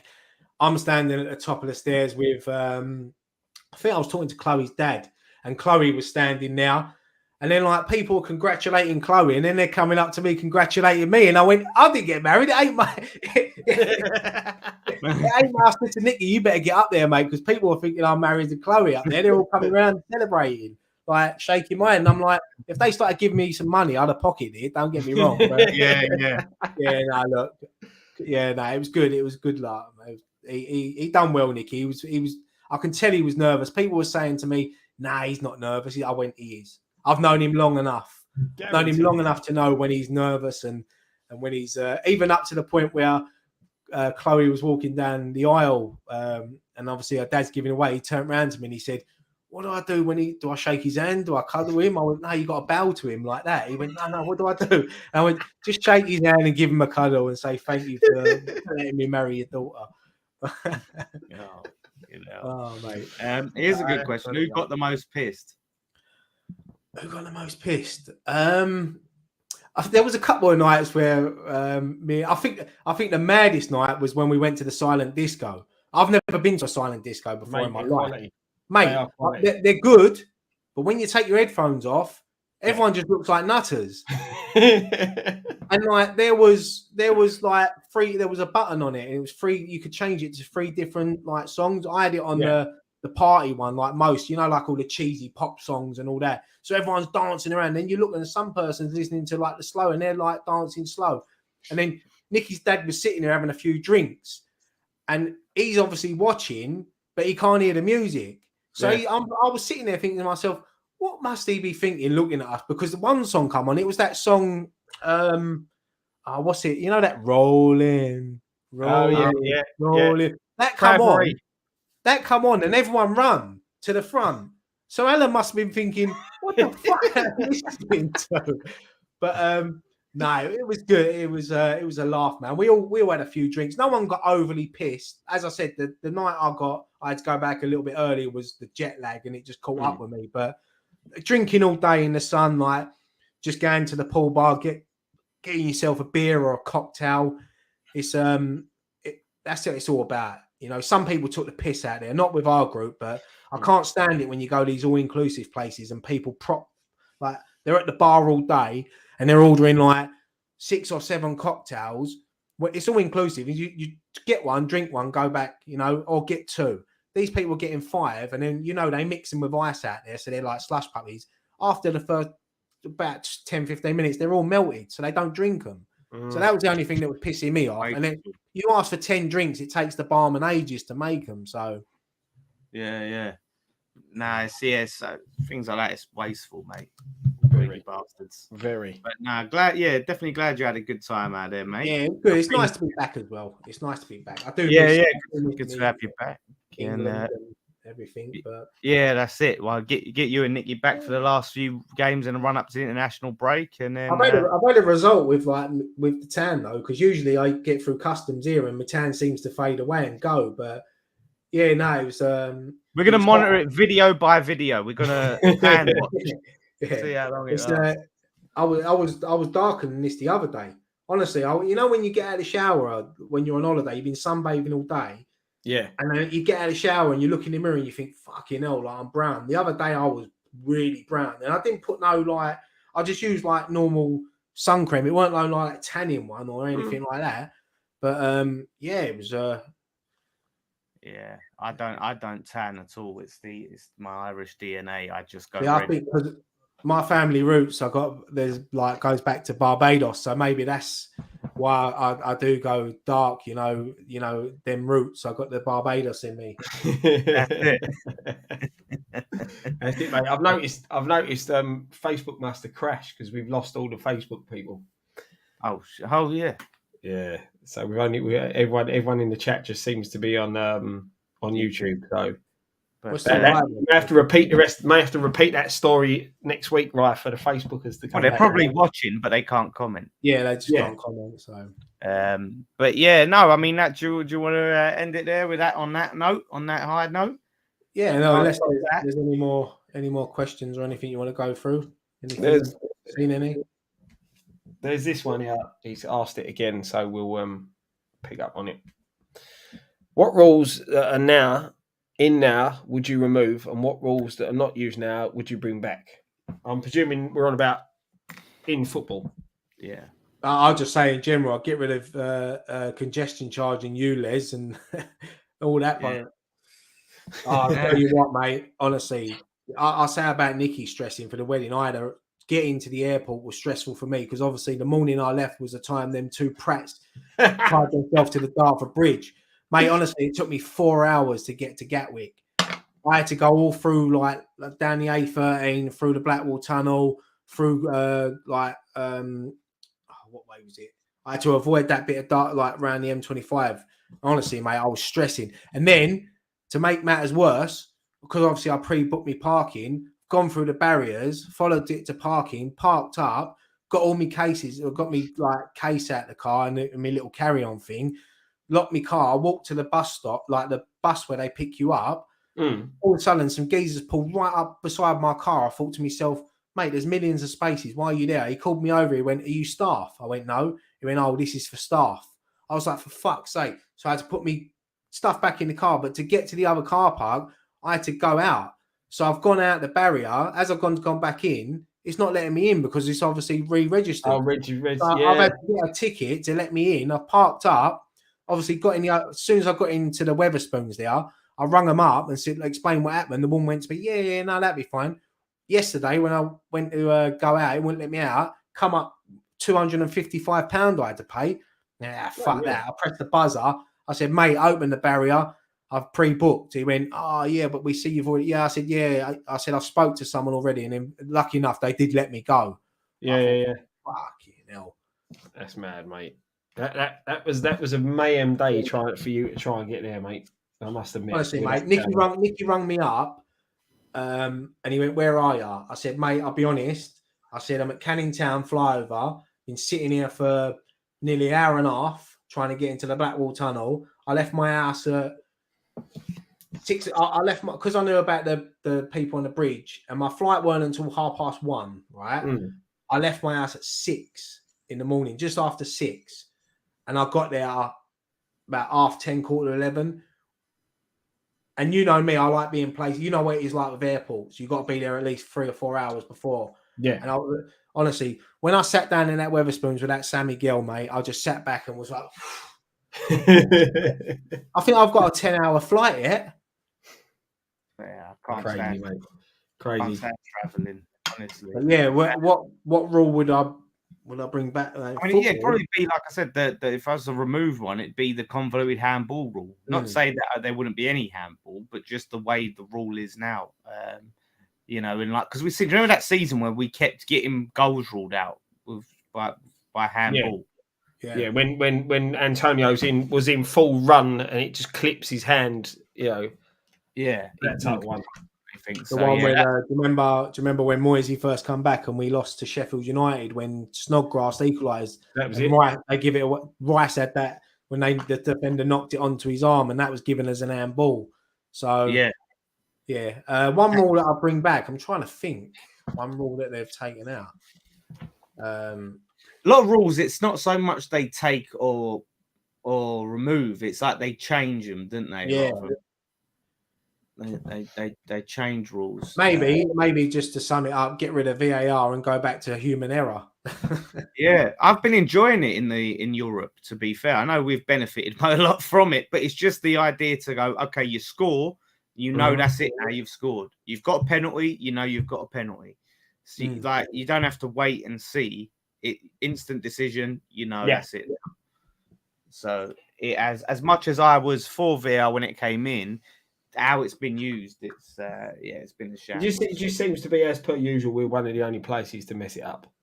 Yeah, exactly. Matt Rainey with a 449 super chat. Cheers, Matt.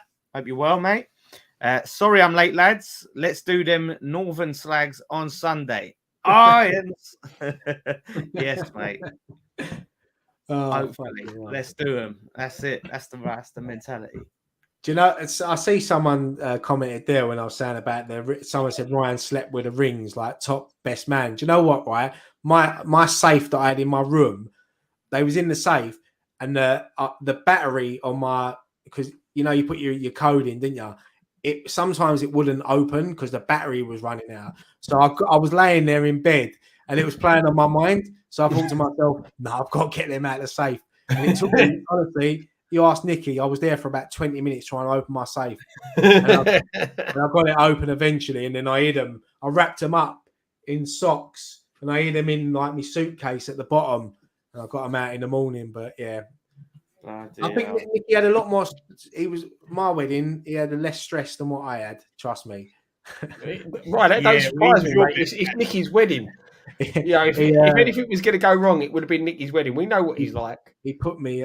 He kept me on my toes. But I just kept saying to him, "Don't stress. Go and have a shower. Go away from us. Leave me alone. I'll sort it out." It was a laugh. It was when you just like. When you're just having a lot, everything's, you just sit. I mean, what me and Nicky like when we get together, we talk absolute shit, absolute bollocks for hours. And we went in our room and literally we laid there in the dark in bed and we're laughing at random stuff. I mean, totally random stuff. And I thought to myself, do you know what? This is why I love him. This is why he's my best mate. And when he done his speech, and he got me that was my best man present, and a bottle of tequila with like a crystal thing on it. So that's there on the trophy cabinet or whatever you want to fucking call it, the memorabilia stuff. But it was a good time, man. Everyone had a good time, and I obviously, as we said, I'd love it if you boys would have been there, but I know obviously circumstances and things like that, and it was not. I'm sure we'll do something. When he gets back, we'll all meet up and have a few beers and a few tequilas. Tequila. Yeah, got to be done. Got to be done. I'll tell you another thing as well. We met a few Millwall fans out there, right? First night I got there, obviously Nicky and Gary had met them a couple of nights before, but top blokes. We spent most of the holiday with them. There was a group of them. There was a Tottenham fan, honestly. And do you know what? We had the football banter, but it was just sitting around with blokes that are from your areas. And, it was we had a good laugh. We had a good laugh. And it was my last night there. It kicked off in the sports bar there was loads of Canadians that were getting married the next day, but there was some Mancunians that got married that night. And it all kicked off between them. And it started spilling over, and it got like, we had obviously kids with us and Nicky's mum and aunt, and we thought, so we obviously weren't involved. None of us were involved, but we just stood up, and we had the one moment where we looked across the bar and see the Millwall lot. They looked over at us, and it was just that, if it goes, we're all in it together. It was that moment, and it was a bit of a. It was good, but we had such a good laugh. Me and Gary sat up with the two Millwall boys that night until about 4 a.m, just drinking and having a good laugh. They were top blokes, top geezers. Fair play to them, really. I mean, a lot of Millwall fans I've met have been all right. To be fair, honestly, it was brilliant. That's what one thing I like about going on, even to the point where, when on the way back to the hotel, they picked me up. My transfer picked me up, and then on the way we had to stop at another hotel.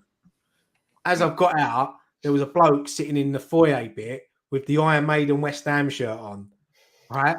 So I've got out. He's obviously seen my tattoo. I've seen it. He's gone, oi!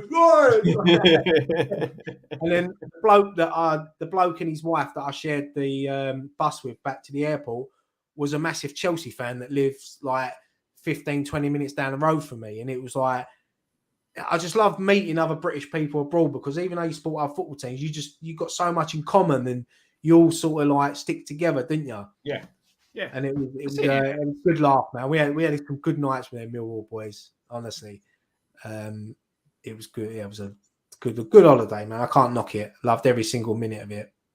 As I said, mate, the Millwall fans that we know are, they're nice guys. Wayne's top fella. Yeah. Big Millwall. There's a few of them.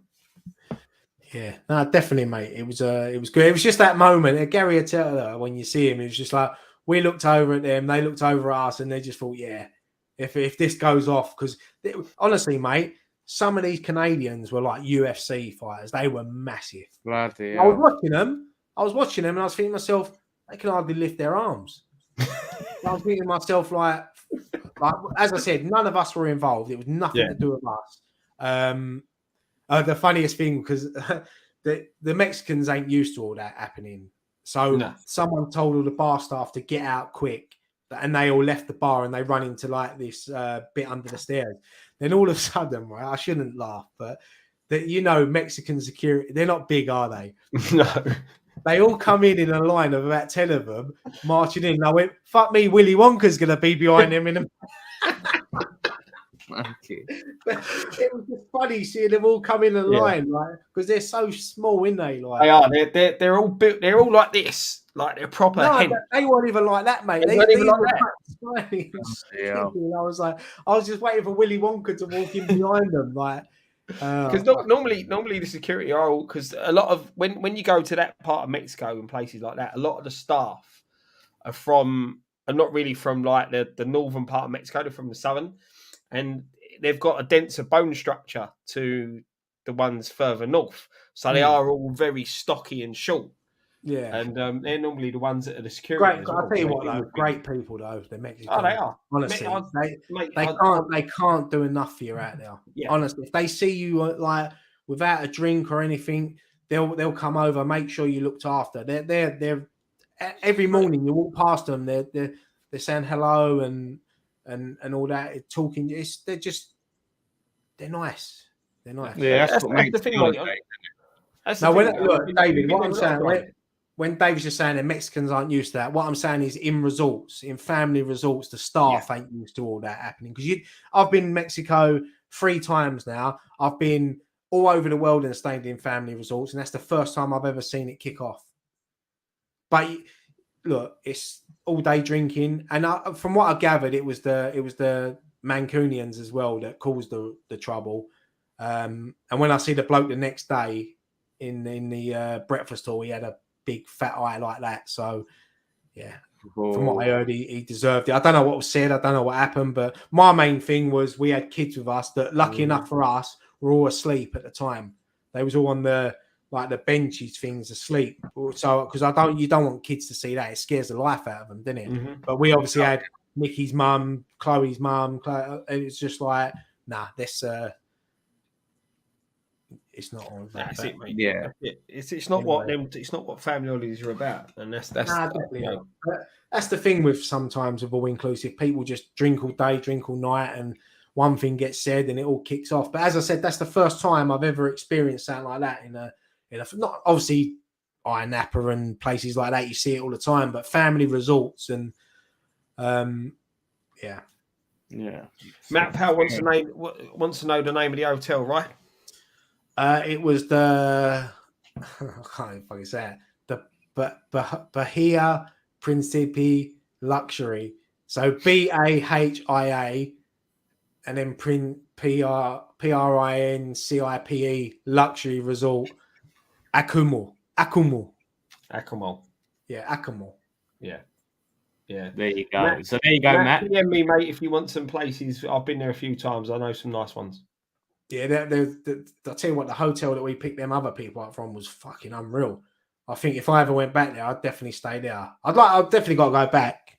No, mate, it's been far too long. I've been away from that place. I tell you, I was gutted I couldn't go to this wedding, but I love Mexico, and you know, it's a bit far to take a 1-year-old kid. So long old flight in it. You don't realise. I mean, Vegas is actually longer on a plane, but it felt longer going to Mexico. I don't know why, and it was less time, but it felt a lot longer. But coming home, I stayed up all day. I think out of the 9.5 hour flight, I was awake for probably about 4 of it. So it was nice just to. That's not too bad. Yeah, I watched. I tell you, the first thing I done, I got on the plane. I watched. I watched Hobbs and Shaw. You know, the Fast and Furious spin-off. I've never seen that before, so I thought I've never watched it. I thought I'll watch that. I actually really enjoyed that. That killed 2.5 hours. Yeah, it does. That's the thing, isn't it? The funny for coming home, I watched Ghostbusters, the original one. I had a couple of hours before we landed. I thought, right, let's stick Ghostbusters on that. I'll watch that, and then by the time that finishes, we'll be nearly landing. So, yeah. Nice. Yeah, no, that's it. Films, they just make the journeys go so much bloody quicker. Thank God for modern technology. Oh, I've frozen again. I'll tell you what helps, like, for the sleeping on the plane when you're coming home, the red wine. I thought, I'll have like, because they're only like little bottles, isn't they? So I think I had 4 of them, and then I was tired anyway, so that was it for me. I went. Would I recommend Mexico for a honeymoon? Yeah, 100%. Yeah, I was meant to have my honeymoon in Mexico, but obviously COVID, you know, we couldn't go. So maybe when we rebook it, we might go back to Mexico. We might go to Mexico. Trucker Tom wants, lads, would you sack Moyes if he set up negative Sunday and we get hammered? No. Nah, still not. Yeah, even though I'm not his biggest fan, but still wouldn't. We had a good debate last week about, was it last week, Dan? We had it. Yeah, Tom about it. Yeah, it was a good debate on that one. But yeah, still not there yet, mate. Nick saying, did I have my cardi on, mate? I think I at one point I looked like Ray Winston in the Sexy Beast in me Budgie Smugglers. Land there. But no cardigans, mate. It was they're coming out though. It's that time of year, Nick, where the cardigans come out. He'll be on them. Nick will be on them. He pretends he don't like them. He'll be on them. He'll have a nice little number. Gavin's invited us out to his wedding on the 24th of August. What? Where's he getting married? What? Mexico? I'm sure he'll let us know in a sec. Tom says, why did you take the missus? No. That's the only thing. That was the only disappointment for me. Obviously, my wife couldn't come with me because of her work, so she couldn't get the time off. But that's the only disappointment for me, especially the wedding day.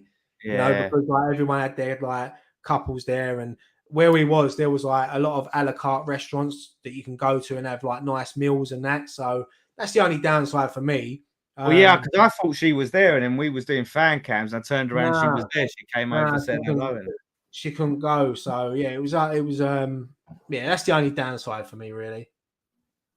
Yeah, that's the thing when you're doing something like. And plus, I had to when I was walking around during the day, I had to carry like a bag around. Usually, when my missus goes, I chuck all my stuff in her bag, so I had to carry a bag. Now I know what she feels like on a night out when I say put me keys and phone and all that. You know? I don't like having things in my pocket, so. No, that's it, mate. Some people were saying about the Formula. I didn't realise the Formula One was in Mexico. I don't think it was the same part we was in, but no, I think up near Mexico City. Yeah, so that's miles away. But yes, because funny enough, thinking about it now, I do remember some bloke talking about the Formula One, but I thought he was just talking about in general, talking about Formula One. I didn't realise it was out there. I didn't even know they'd done Formula One in Mexico. If I'm honest. Yeah, they do it out there. Tom's asking, where's Graham? We've locked him back in a cupboard because he's annoyed us. So he's been brilliant. As I said at the beginning of the show, you two boys as well have done brilliant since we've been away, doing the fan cams and all that. And I know it's difficult sometimes when there's only 2 of you. Especially having Graham as your third wheel because he just wanders off and in a world of his own sometimes. But he Joe, what he held that like well last night. I'll give him that. Oh, well done, Graham. Right, we had problems left, right, and centre, mate. We that bloody phone. That phone. We'll talk about that after. But yeah, we had some problems, but we sorted it. Yeah, and to be fair, Matt, you didn't check Mickey's internet history, did you? Yeah, big thanks to Dom. Big thanks to Dom and Marshy last night, and to Andy as well. Monday night helping us out. So, you know, I'll tell you this one, right? So Andy had all the equipment, right? Because obviously after the Southampton game, so he rings me Monday afternoon. He goes, "I've got everything." I said, "All right, mate, nice one." He said, "All charged up." He said, "But I forgot to turn the phone off. The battery's gone down." So obviously I don't have an Apple, so I'm a Samsung user. Luckily enough, the missus left a spare charger cable that fitted my power pack so that we could charge the phone. Otherwise, we would have had no fan cams whatsoever. I'll tell you what. I hope Dan has frozen because I wouldn't want to play him at musical statues because they moved in about 5 minutes. I've got that intense look in my face. Yeah, he'll definitely win that. I don't know why it's bloody doing that. It's pissing me off. But yeah, Gavin says the wedding is in West Cork, August 10th, 2024. Hey, listen, mate. If we're invited, I'm sure we'll come over for the. We're up for coming, mate. I've always wanted to go Cork. You know, I've been. Yeah, one place I've never been is Ireland, and I'd love to go. I'd love to go to Ireland. Expensive. Beautiful, beautiful country. I think most places are expensive now, though, aren't they? Like anywhere you go around the world, like. Well, no, I mean, I remember going as a kid, and it was bloody expensive just because of their minimum wage is really high compared to ours. So their cost of living is higher. Do they have euro? Is it the euro? They're on euro. Yeah, the euro. Yeah. They used to have the pound. Now it's the euro. And so their minimum wages was so much higher. But so when I went over there for my aunt's funeral, like a pint was like 12 euros at the time. Yeah, makes you want to drink at the London Stadium, doesn't it? Yeah, exactly. Exactly. Yeah, no, that's it. Like a lot of my family, what they do is go over the border to Northern Ireland sometimes and get their shopping really cheap and bring it back here. They, bring it back to not here, but back home to Dublin, because it was crazy to them how much cheaper things were. I'll tell you what, Dan is musical statues and a ventriloquist. He's Dan, I'm going to put you on Britain's Got Talent next year, mate. That's it. Do you know, if they could do it remotely like this, I'd win. I'd smash it. Oh, right. Do you want to end it there, Dan? Go on, mate. Yeah, I think that's time to wrap it up. I'll end it without moving my lips. Thank you, everyone, for watching. I promise you I'm smiling right now. It's been a great show. Thanks for all your comments and everyone throwing us the super chats. It's been great. Great to have Ryan back. Dom is traveling up to Manchester with Marshy, I think, on Sunday. So he'll be doing fan cams. If I can get him the gear. Well, you did say you told him you would, Scott. It's on you. He was going to take it. But and he'll be, and look out for the Instagram because he's going to be doing some stuff on the road there. He said, he's promised. So look out for all of that stuff. Great show. Enjoy your weekends, everyone. One thing left to say.